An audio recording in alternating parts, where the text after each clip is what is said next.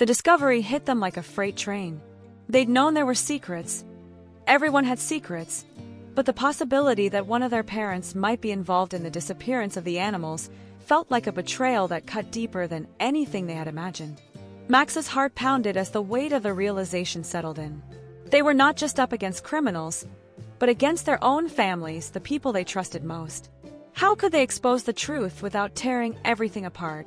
Their mission, once so clear, had now become tangled in the very fabric of their lives. Chapter 1. The House with a Secret. The summer air was thick with the scent of warm grass and distant rain as four friends pedaled their bikes down the dirt road that led to the outskirts of town. The sun was beginning to dip beyond the treetops, painting the sky in soft pinks and oranges. Leo, the natural leader of the group, rode ahead, his dark curls bouncing as he turned back to his friends. "Come on, you guys! It's just a little farther," he called, his voice full of excitement. Emma, the cautious one, sighed, pedaling a little faster. "Leo, if this is another one of your shortcuts that leads nowhere, I swear." "It's not. I promise," Leo interrupted. "You're gonna want to see this." Behind them, Max and Sophie exchanged glances. Sophie, always ready for an adventure, grinned. "I hope it's something cool this time." Max, adjusting his glasses, muttered, "Or dangerous." The road became narrower, trees arching over them, creating a tunnel of shadow and rustling leaves. Finally, Leo skidded to a stop in front of a tall, rusted gate. Beyond it, hidden in overgrown ivy and twisting vines, was a house, large, old, and seemingly forgotten. "Whoa," Sophie whispered. "Where are we?" Emma asked, gripping her handlebars. "This," Leo said, pushing open the creaking gate, "is the abandoned house I was telling you about. I found it last week while exploring." "You were here alone?" Max asked, eyebrows raised. "Yeah, but I didn't go inside. I wanted to wait for you guys." They approached the house cautiously. The wooden porch groaned under their weight, and the door hung slightly ajar as if inviting them in. "Are we really doing this?" Emma asked. "Of course we are," Leo grinned, stepping inside first. Whispers in the dark. The inside of the house smelled of dust and forgotten memories. Long curtains swayed slightly in the breeze from the broken windows, and furniture lay scattered as if the previous occupants had left in a hurry. The friends wandered through the rooms, speaking in hushed tones. "Okay, this is officially creepy," Max said, peering into what used to be a living room. "Just wait," Leo said, leading them toward the back of the house. Then a noise. A faint rustling, like something moving just out of sight. Emma froze. "Did you hear that?" The sound came again, a soft shuffling, followed by a quiet, almost metallic clinking. Sophie pointed to a door beneath the staircase. "That came from down there. A basement," Max whispered. Leo tested the doorknob. It was locked. He frowned, pressing his ear against the wood. Another sound, this time clearer. A scrape. A thump. Something, or someone, was definitely down there. "We should go," Emma urged. "Now!" But Leo wasn't listening. He looked around and spotted a key hanging on the wall nearby. Without hesitation, he grabbed it and slid it into the lock. "Leo, wait!" Max hissed. The lock clicked. The door creaked open. A wave of cold air drifted out, carrying a musty, animal-like scent. The staircase leading downward was steep and shrouded in darkness. "This is a bad idea," Emma murmured, but no one moved to stop Leo as he took the first step down. The locked door. The basement smelled damp, with the faintest hint of something sour beneath the dust.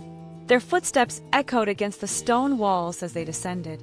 Sophie flicked on the flashlight from her phone, casting a narrow beam across the space. The basement was lined with wooden crates and old furniture draped in cloth, but at the far end stood something much more intriguing. A heavy iron door with thick chains wrapped around it. "Okay, why does this look like something out of a horror movie?" Max muttered. Leo ran his fingers along the cold metal. Someone really didn't want anyone getting in here. Sophie shone her light over the chains. "Wait, look!" There, just to the side of the door, was a small opening big enough for a child to crawl through. The edges were worn, as if something had been squeezing in and out recently. Emma shivered. "We should not be here." "Only one way to find out what's inside," Leo said, kneeling in front of the hole. "Leo, don't," Max started. but Leo was already halfway through, wriggling into the dark space. A moment later, his voice came back, breathless. "Guys, you need to see this. The unbelievable discovery." One by one, they squeezed through the gap and emerged into a room unlike anything they had expected. Cages lined the walls, some empty, others filled with rustling straw and the faintest glimmer of movement. In the dim light, they could make out animals, some familiar, some completely unrecognizable. A strange, feathered creature watched them from behind rusted bars, its golden eyes wide with curiosity. "Are these exotic animals?" Sophie asked in disbelief. Leo stepped forward, peering into one of the cages. "But how? Who put them here?" Max adjusted his glasses. "This isn't normal. Some of these creatures, I don't even recognize them." Before anyone could say another word, Emma let out a strangled gasp and pointed. In the largest cage, nestled in straw, was a creature that shouldn't exist. A creature they had only read about in books. "No way," Sophie whispered. "But that's impossible," Max muttered. There, lying before them, was an animal long thought to be extinct. The friends stared, their minds racing. What had they just discovered? And more importantly, who had been keeping them hidden? To be continued. Chapter 2. The Secret Keeper. The air in the hidden basement felt heavier now. The dim light from their phones flickered against the rusted bars of the cages, illuminating creatures that should have been nowhere near this abandoned house, some that shouldn't even exist. The friends exchanged uneasy glances. "This is insane," Max whispered, adjusting his glasses as he stepped closer to the largest cage. Inside, curled up in a pile of straw, was the impossible creature, something they had only seen in history books, believed to be extinct for decades. Its soft, rhythmic breathing was the only sound in the eerie silence. Leo swallowed hard. "We can't tell anyone about this." Emma shot him a look. "Are you serious? We have to." "No," Sophie's voice was firm. "Think about it. If we tell an adult, they'll call the police, or animal control, or whoever. And what happens then? They take the animals away," Max said slowly, catching on. "And whoever hid them here will disappear before we can figure out what's going on." Emma hesitated, then nodded reluctantly. "So we keep it a secret." Leo extended his hand. "No one says a word. We figure out what's going on first." One by one, they placed their hands on top of his, sealing the promise. They would keep the secret. The hidden caretaker. After a few more moments of stunned silence, Emma's practical side took over. "These animals, someone's been feeding them." Max frowned. "What do you mean?" She pointed at the metal bowls near the cages, some filled with water, others with fresh vegetables and meat. The straw in the cages had been recently replaced. Sophie ran her fingers along the edge of one of the bowls. "She's right. This place might be abandoned, but someone comes here. Often." Leo's mind raced. So whoever locked them down here might still be around, Max finished, glancing nervously over his shoulder. A cold shiver passed through the group. Suddenly, the old house didn't feel so empty. "We need to find out who it is," Leo said. Emma crossed her arms. "And how do you propose we do that?" Sophie's flashlight beam swept across the basement until it landed in the far corner. "Maybe we start with that." There, half buried under dust and fallen wooden beams, was an old leather-bound notebook.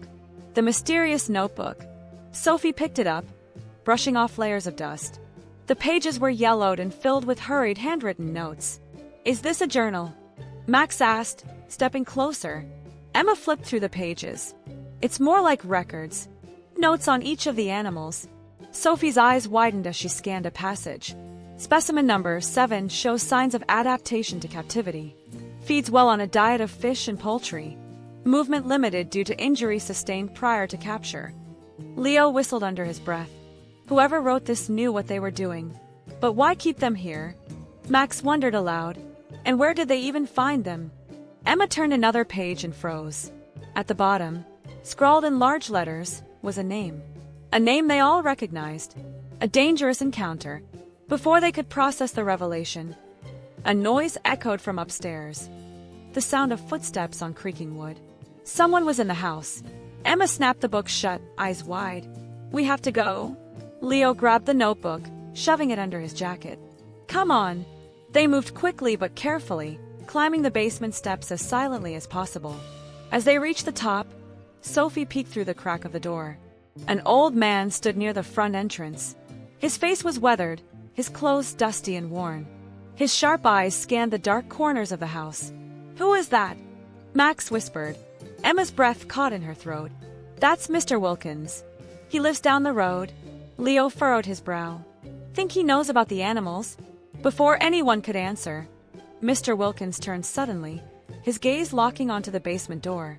The familiar name. The friends barely managed to slip out through the back of the house, their hearts pounding. They raced down the overgrown path, not stopping until they reached their bikes. Panting, Sophie glanced at Leo. "Let me see the notebook." He pulled it out, flipping to the page with the name. The others leaned in. It wasn't Mr. Wilkins' name written there. It was someone even more shocking. Someone they had never expected to be involved. The name belonged to Leo's father. To be continued. Chapter 3. Chasing the Truth. The discovery of Leo's father's name in the old notebook had sent a chill through the group. But there was no time to process it now, not with Mr. Wilkins lurking inside the abandoned house and something far bigger unfolding before them. As they biked back into town, their minds raced with questions. Who had hidden those animals? Why was Leo's father's name in that journal? And, most unsettling of all, who else knew about the secret hidden beneath that house? Searching for the owner. The next morning, they met at their usual spot. The small wooden gazebo near the town square. "We need to find out more about Wilkins," Leo said, gripping the journal. "If he's connected to the house, he might know something about the animals." Max pulled out his phone and started searching. Wilkins. Okay, here we go. Mr. Peter Wilkins, age 73. Used to work at... Oh. His voice trailed off. "What?" Sophie asked, leaning in. Max turned the screen toward them. "He was the head caretaker of our town's old zoo." The group fell silent. Emma's eyebrows shot up. "You mean the zoo that shut down 5 years ago?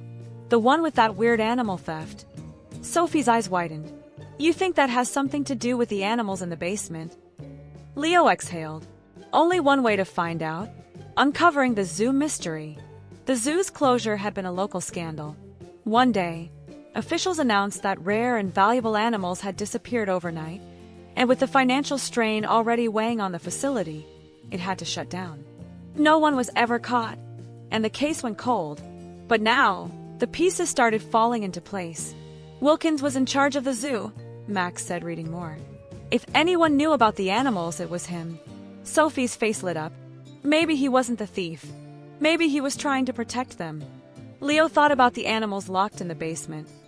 How well they were cared for, how fresh their food had been. That would make sense, but why keep it a secret? Emma crossed her arms. "And what does your dad have to do with it?" Leo hesitated, gripping the old notebook tighter. "I don't know." A conversation with Wilkins.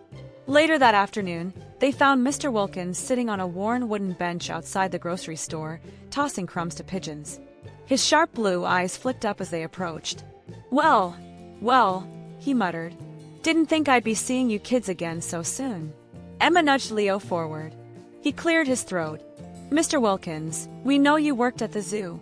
Wilkins' fingers froze mid-toss. Leo pressed on. "We found the basement. We saw the animals." Wilkins sighed and set down the bag of crumbs. "Figured you might." He studied their faces carefully. "And I'm guessing you found something else, too." Leo nodded and slowly pulled out the notebook. Wilkins' expression darkened.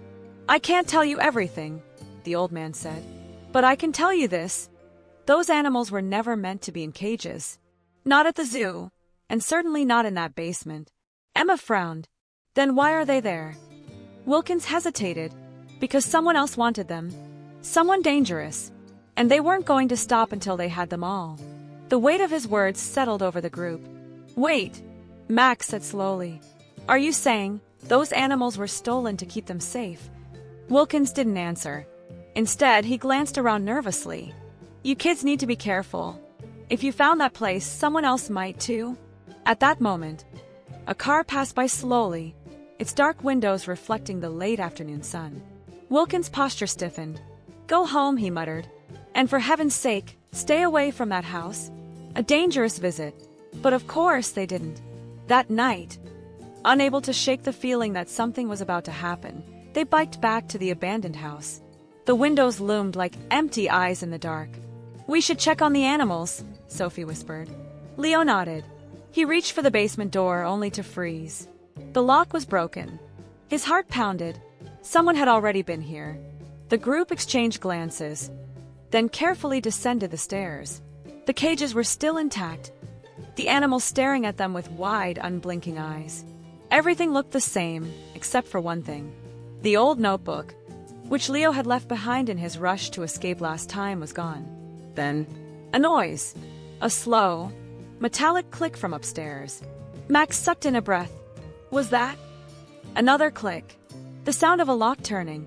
Someone was trying to get in. Intrigue. The basement intruder. Leo held up a hand, signaling for silence. The friends barely breathed. The doorknob above rattled.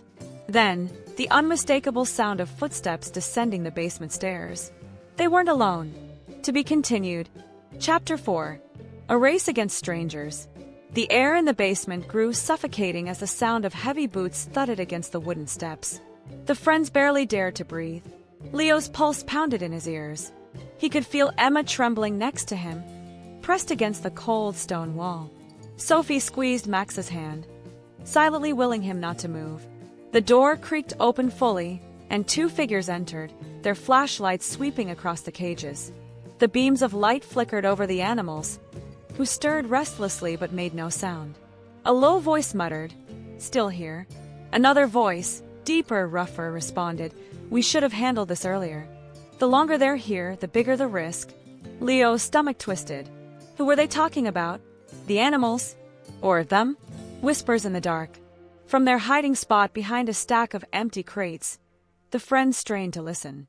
"What about the notebook?" the first man asked. There was the sound of papers rustling. "Gone," the second man growled.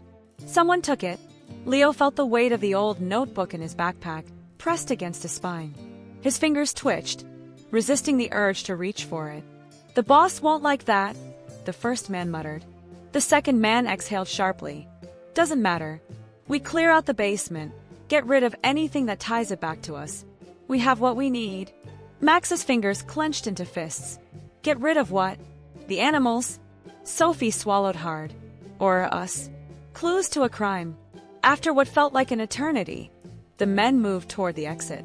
One of them turned back and spat, "Be here tomorrow." "We finished the job then." The basement door slammed shut, the lock clicking back into place. For several moments, no one moved. Then, Emma exhaled shakily. "We have to get out of here. Now." Leo nodded, glancing around one last time. That's when he noticed something. Scattered papers on the ground where the men had searched. Carefully, he grabbed a few, his eyes scanning the names scrawled across them. One name leaped out immediately. Peter Wilkins, the former zookeeper. Another name followed. Elliot Grayson. Leo frowned. That name sounded familiar, but he couldn't place it. Then his breath caught in his throat. Because the last name on the list? It was his father's. A dangerous decision. Leo's hands trembled as he showed the others. Sophie's eyes widened. "Your dad's name is on this list." Emma snatched the paper, reading over the names. "So is Wilkins." She looked up. "This has to be connected to the zoo theft." Max shook his head. "But why would Leo's dad be involved?" Leo clenched his jaw. "I don't know." Sophie's expression hardened. "Then we find out." Emma's brows furrowed. "Are you crazy? Those guys are dangerous." "You heard them, they're coming back to finish the job." Max hesitated. "She's right. If we dig too deep, we might be next." Leo exhaled. "I have to know the truth." His voice was firm. "If my dad had something to do with this, I need to find out." The friends exchanged uncertain glances. Finally, Sophie nodded. "Then we do it together." Max sighed. "I can't believe I'm saying this, but fine. We need a plan." Emma crossed her arms. "And fast. Because tomorrow, the men would be back. And this time, they wouldn't leave empty-handed." To be continued. Chapter 5. Family Secrets. The night was restless for Leo. His mind replayed the list of names over and over, his father's among them. He had always thought of his dad as an ordinary man, a quiet, hard-working veterinarian. Not someone who would be involved in stolen zoo animals. But now, nothing felt ordinary anymore. By morning, the group had a plan. They needed answers, and they were running out of time. A shocking discovery. Leo sat across from his father at the kitchen table, his hands gripping the old notebook beneath it. "Dad," he hesitated, then took a deep breath. "What do you know about the old zoo?" His father's expression didn't change, but something flickered in his eyes. "Why?" Leo's heart pounded. "I found something." He carefully placed the notebook on the table, flipping to the page with the names. "Your name is in here." Silence. His father's hand tightened around his coffee mug. "Where did you get this?" Leo swallowed. "The basement. The one under the abandoned house." His father's expression darkened. For a long moment, he said nothing. Then, in a low voice, he muttered, "You weren't supposed to find that." Leo's stomach twisted. "So it's true." His father looked at him, tired but firm. "It's complicated. Eavesdropping on danger." Later that day, the friends gathered behind Leo's garage, whispering about what he had learned. "My dad didn't deny it," Leo admitted. "He just said it was complicated, which means he knows something," Emma pointed out. Before they could continue, a voice caught their attention. On the other side of the yard, Leo's father was talking on the phone. "Tomorrow," he said. "We have to move them before it's too late." The group exchanged worried glances. Sophie mouthed, "Move who?" Max's face paled. "The animals." Leo's father continued, "I don't care what they want. If we don't act now, they'll take everything." Then a chilling pause, and the final words, "They'll kill them if they have to." The old man's clue. Panicked, the friends raced to find Mr. Wilkins. If anyone could explain what was happening, it was him. They found him sitting on his porch, as if he had been expecting them. "You look like kids who just learned something scary," he said. Leo didn't hesitate. "My dad was involved, wasn't he?" Wilkins sighed. "He wasn't alone." The old man leaned forward, his voice grave. "Those animals were never stolen for money. They were rescued. Your father and I, along with a few others, found out that poachers had infiltrated the zoo. They were planning to sell the rarest creatures to the highest bidder." Emma gasped. "So you took them?" Wilkins nodded. "We had no choice. If we hadn't, they would have disappeared forever." Sophie frowned. "Then who are those men?" Wilkins' face darkened. "The ones who never got their prize. And now, they've come back to finish what they started. The basement trap." With time running out, the friends made a desperate decision. They would stop the men themselves. That night, they hid inside the basement, waiting in the shadows. The animals stirred in their cages, sensing something was wrong. Then the door creaked open. Two figures stepped inside. The friends tensed, but before they could make their move, the larger of the two men strode forward, pulled a black case from his jacket, and lifted a tranquilizer gun. Sophie gasped. The man turned at the sound. "Someone's here," he growled. Leo lunged forward, but it was too late. A sharp thwip cut through the air. One of the animals, a small, trembling feline, let out a weak cry before collapsing. The men grabbed the creature and bolted. Leo and the others chased them up the stairs, but by the time they reached the outside, the men were gone. And so was the animal. To be continued. Chapter 6. The chase begins. The night air was thick with frustration and fear. The men had vanished, and with them, the rare animal. The friends stood outside the abandoned house, breathless, their minds racing. "They took it," Sophie whispered. "And we have no idea where." Leo clenched his fists. "Then we find out." But before they could make a plan, Max pointed down the street. "Wait! Look!" A pair of red taillights flickered in the distance. A truck. Tracking the truck. Without hesitation, they grabbed their bikes and took off, pedaling as fast as they could. The truck rumbled ahead, turning onto the main road leading out of town. "We're gonna lose it," Emma gasped. Max pulled out his phone, struggling to steady his hands. "I'll try to get the plate." Just then, the truck veered right, disappearing behind a row of warehouses near the docks. Leo skidded to a stop. "That's where they took it." Sophie exhaled. "Now what?" A failed attempt. 15 minutes later, they crouched behind a shipping container, staring at the warehouse. A single security light flickered above a steel door, casting long shadows. Max checked his phone. This place used to be an old fish market, shut down years ago. Leo eyed the fence. We need to get inside. Emma pointed to a stack of crates near a broken window. That's our way in. One by one, they climbed up. Leo was the first to reach the window and peek inside. His breath caught. There, in the middle of the warehouse, was the stolen animal. It lay inside a cage, barely moving. But before he could react, a loud creak echoed through the space. A flashlight beam swept across the room. Someone was inside. A new ally. The friends barely escaped, sprinting back to their bikes and racing away. Defeated, they returned to the only person who might be able to help Mr. Wilkins. The old man listened carefully as they told him everything. When they finished, he sighed and stood up. "There's something I haven't told you," he said. The friends leaned in. Wilkins went to his bookshelf, pulling out a small metal box. Inside was an old ID card, one with the emblem of the zoo. But beneath his name, the words didn't say caretaker. They said director. "You weren't just a zookeeper," Sophie realized. "You ran the place." Wilkins nodded. "And I'm the one who gave the order to move those animals all those years ago." His face hardened. "Which means it's my responsibility to help you get that creature back." The plan. They gathered around the old wooden table in Wilkins' house, forming a plan. "There's no sneaking in this time," he said. "We need to do this smart." Leo nodded. "We'll create a distraction." Emma pointed at the warehouse blueprint Wilkins had dug up. "Max and I can cut the power." Sophie grinned. "That'll give Leo and me time to unlock the cage." Wilkins crossed his arms. "And I'll deal with whoever's guarding the place." It was risky. It was reckless. But it was their only shot. The disappearance. As night fell, they prepared to head back to the warehouse. The tension was thick, but they were ready. Until... "Wait," Sophie said, looking around. "Where's Max?" They all turned. He was gone. His bike still lay against the fence. His phone buzzed on the table. But Max himself? Nowhere. Leo's stomach dropped. One of them had been taken. To be continued. Chapter 7. A dangerous rescue. The warehouse loomed ahead, its steel doors locked tight. The dim glow of security lights flickered along the walls, casting eerie shadows. Somewhere inside, Max was being held captive, and they had no idea what condition he was in. Leo swallowed hard. "We do this fast." In and out, Wilkins tightened his jacket. "Follow my lead."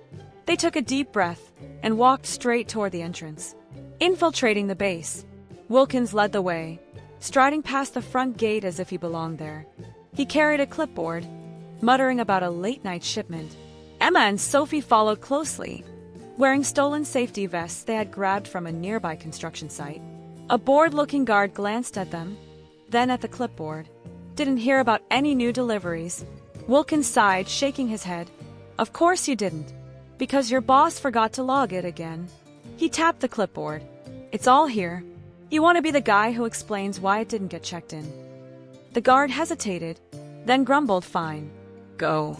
The heavy doors groaned as they slid open. They were in. Locked cages. The air inside smelled of rust and damp wood. Stacked crates lined the walls. But what caught their attention were the cages, rows of them. Inside, rare animals huddled in the shadows. Some looked weak, others frightened. Sophie's heart clenched. There are more of them, but no time to free them now. "Find Max," Wilkins ordered. Leo scanned the room and spotted a metal door at the back. There, they rushed over, forcing it open. And inside, Max sat on the floor, hands tied behind his back, a bruise forming on his cheek. His head snapped up. "You guys." "Sure," Emma whispered, cutting the ropes. "We're getting you out." Max rubbed his wrists. "We need to hurry." There's... A sharp, blaring alarm cut through the air. The alarm sounds. The warehouse erupted into chaos. Lights flashed. Voices shouted. Heavy boots pounded against the concrete floor. "We've been made." Wilkins snapped. "Move!" The friends ran, weaving between crates. A man shouted, "Stop them." A guard lunged, grabbing Sophie's arm. She twisted free. Leo shoved a shelf down, blocking their path. Then, at the far end of the warehouse, a door burst open. And in stepped a man none of them expected. The enemy revealed. He was older now, with silver in his hair, but his presence was unmistakable. His dark eyes scanned the chaos, then landed on Wilkins. "Well," the man drawled, Look who finally decided to show up. Wilkins' face darkened. Hale! The name sent a shiver down Leo's spine. Hale, the former zoo investor. The man who had been accused of illegal animal trading before disappearing years ago. He spread his arms. You know, you cost me quite a fortune when you stole my merchandise. Wilkins clenched his fists. They were never yours to sell. Hale chuckled. Always so noble. His gaze shifted to the kids. And now you've dragged children into your mess? TSK. Max glared. You kidnapped me. Hale shrugged. Had to send a message. Wilkins took a step forward. Let them go. This is between you and me. Hale smirked. Oh, it was. But now, he folded his hands behind his back. Now I have a proposal. A deal with the devil. His voice was smooth, calculated. You walk away. No police, no trouble. In return, I let the boy go. His gaze flickered toward the cages. But the animals stay. Silence fell. Sophie clenched her fists. That's not a deal. That's blackmail. Hale smirked. Call it an incentive. Wilkins' jaw tightened. And if we refuse? Hale's smile didn't waver. Well then, he snapped his fingers. Behind him, a guard stepped forward, holding a tranquilizer gun, aimed right at Leo. To be continued. Chapter 8. The Battle for Justice. Leo's heart raced as the guard's gun pressed against his chest. The cold barrel sent a wave of panic through him, but he couldn't let fear win now. The others were frozen, waiting for Wilkins to make the next move. But Leo had made up his mind. No deal, he said, his voice steady despite the situation. We're not walking away. Wilkins glanced at him, but there was a glint of pride in his eyes. He nodded. The kids are right. We're not letting them keep the animals or anyone else hostage. Hale's expression darkened. He motioned for the guard to raise the gun. You've made a big mistake. But Leo stepped forward, determined. Maybe you're the one who made a mistake. With a sudden, sharp movement, he shoved the gun away, sending the tranquilizer dart flying into the air. The next few moments were a blur. The others dashed for the cages, trying to free the animals before anyone could stop them. And then chaos erupted. The chase in the night. The loud sound of the alarm echoed through the warehouse. And Leo could hear Hale's voice shouting orders. Stop them. Don't let them get away. Max, Sophie, and Emma scrambled to grab the cages, pushing the animals toward the exit as quickly as possible. The night air was cold, but the weight of what they were doing kept them going. Leo's legs burned as he ran, but he didn't stop. Behind him, he heard the pounding footsteps of the guards. We can't outrun them for long. Sophie gasped, her eyes wide with fear. We don't have to outrun them, Leo said, his voice sharp with determination. We just have to get to the road. We'll make it. But as they reached the edge of the property, a blinding set of headlights appeared, blocking their escape. They were surrounded. An old friend. Just as the guards were about to move in, a car screeched to a halt. The headlights cut through the darkness, blinding the pursuers. A door slammed open, and a figure jumped out. A familiar voice calling out, "Get down." Wilkins' old friend, Jack, emerged from the car, his hands raised. He pulled out a large duffel bag and threw it at Leo. Take it. It's full of supplies. Jack, what are you doing here? Wilkins called out, his eyes wide.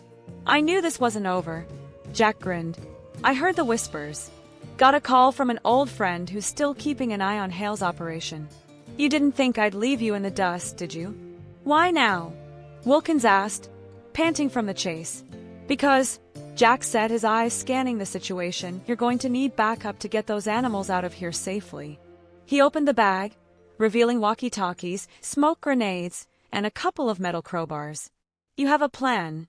Jack asked, already grabbing a crowbar and eyeing the guards who were closing in.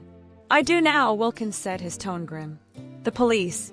With Jack's help, they managed to break open the last few cages, but there was no time to waste. The guards were getting closer. Now! Wilkins shouted, tossing a smoke grenade into the air. The smoke filled the warehouse, obscuring their movements. The friends ran for the road, and just as they reached it, they heard the unmistakable sound of sirens in the distance. Did you call the cops? Leo asked, breathless. Just in time, Jack said, a satisfied grin on his face. They'll be here in minutes. As the sirens grew louder, the friends reached the edge of the road. where they could finally see the flashing lights of the police cars racing toward them. The guards hesitated, unsure whether to stay or flee. But before they could make a decision, the police arrived, blocking all exits. The officers rushed toward the warehouse, calling for backup. And just like that, the tables had turned. The incredible discovery. The police were quick to secure the area, but the friends knew their job wasn't done yet. They stayed close to Wilkins, watching as the officers began to release the animals from the cages. That's when Leo saw it. One of the cages, hidden in the far corner of the warehouse, held something that stopped him dead in his tracks. He approached cautiously, pulling back the metal bars. Inside was a creature unlike any Leo had ever seen. It was small, with iridescent scales that shimmered in the dim light.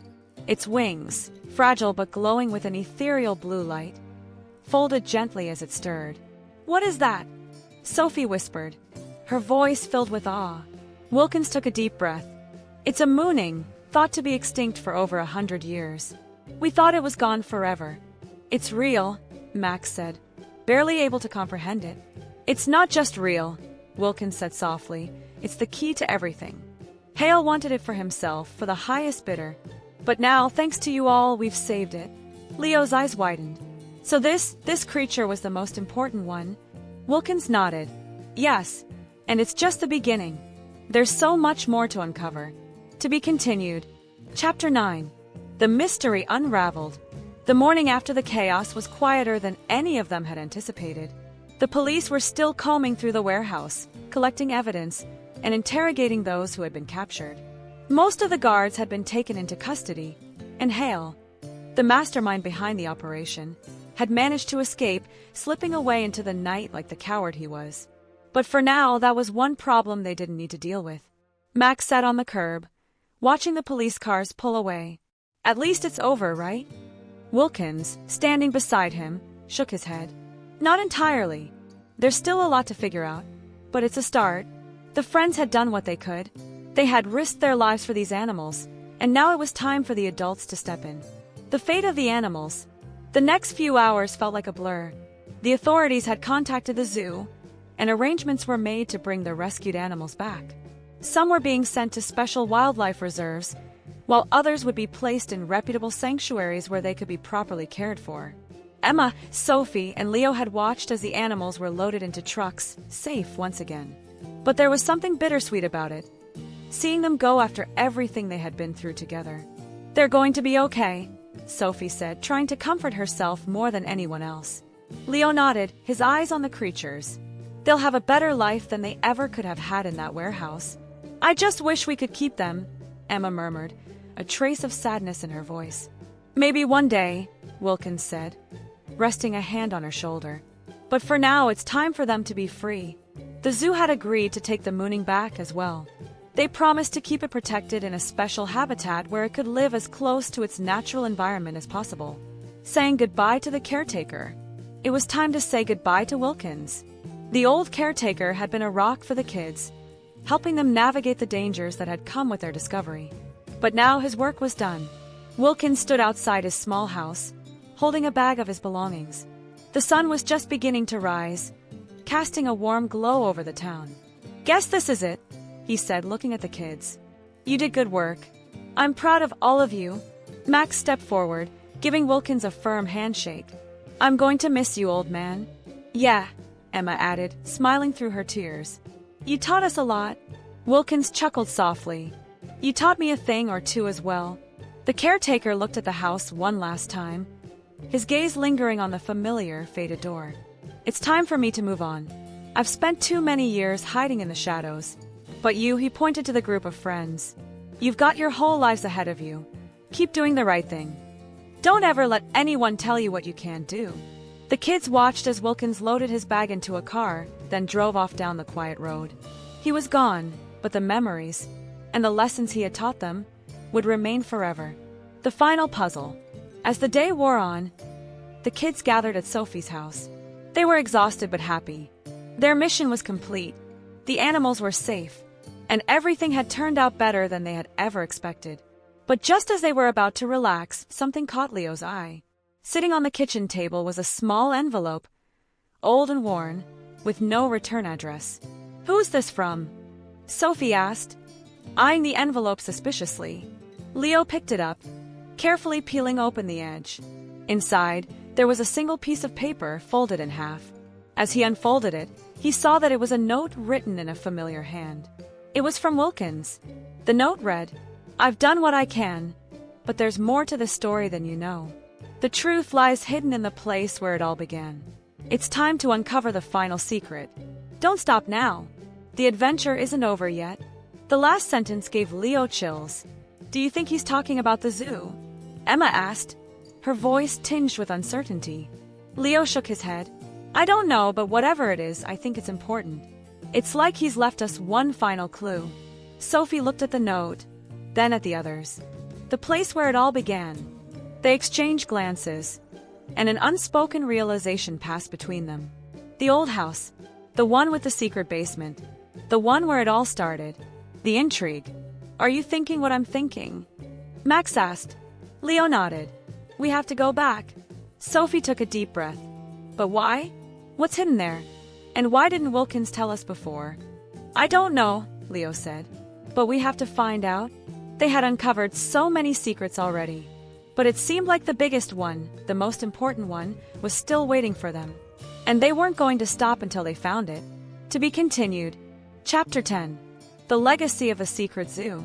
The forest was dense with the scent of pine and damp earth.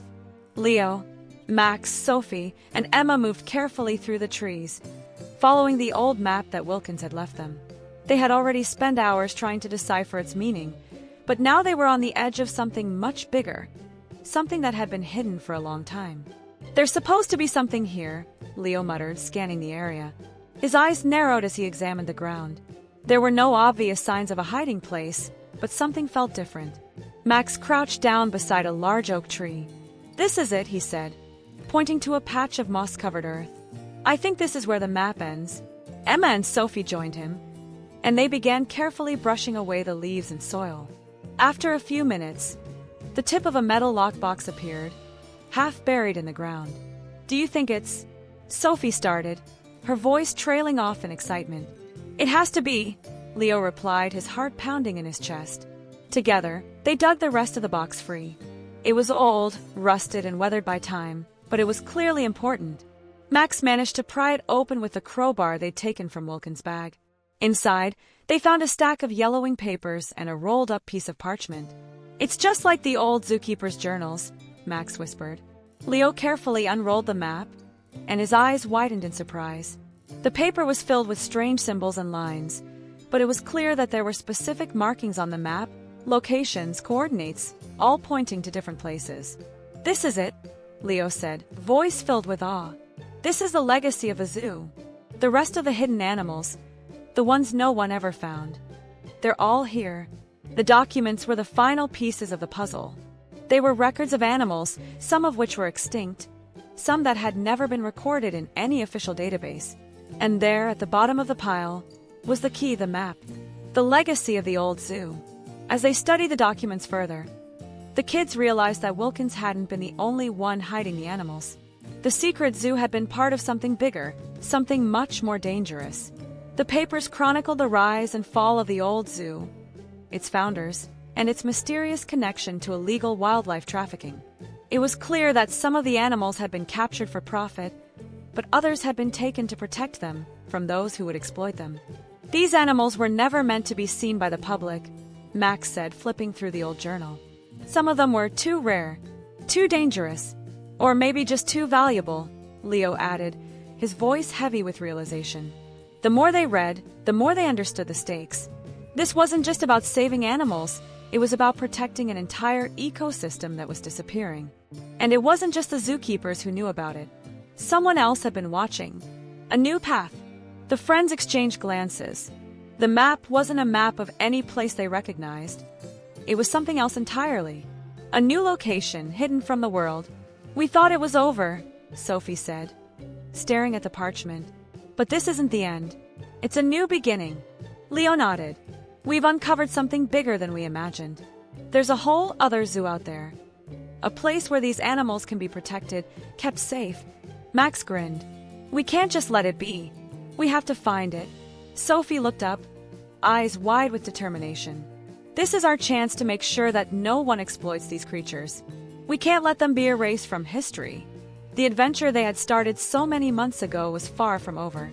They had opened a door to something they had never expected, and now they had to walk through it. They gathered their things, each of them holding onto the map with newfound purpose.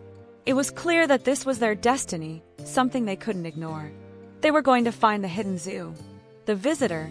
As they were preparing to leave the forest, the sound of footsteps interrupted their plans. The group turned, eyes wide with suspicion.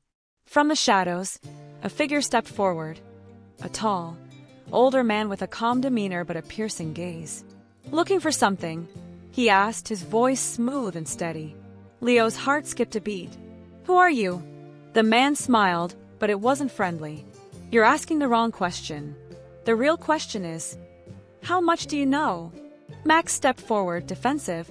"We're looking for something, and if you're in our way..." The man held up a hand. "No need to get defensive. I've been watching you. Ever since you started poking around that old house. You've uncovered more than you realize. You're close to finding it." Leo narrowed his eyes. "Finding what?" "The secret," the man replied. "The final secret. The zoo's legacy isn't just about animals. It's about power. Control over the world's most dangerous and valuable creatures." "What do you want from us?"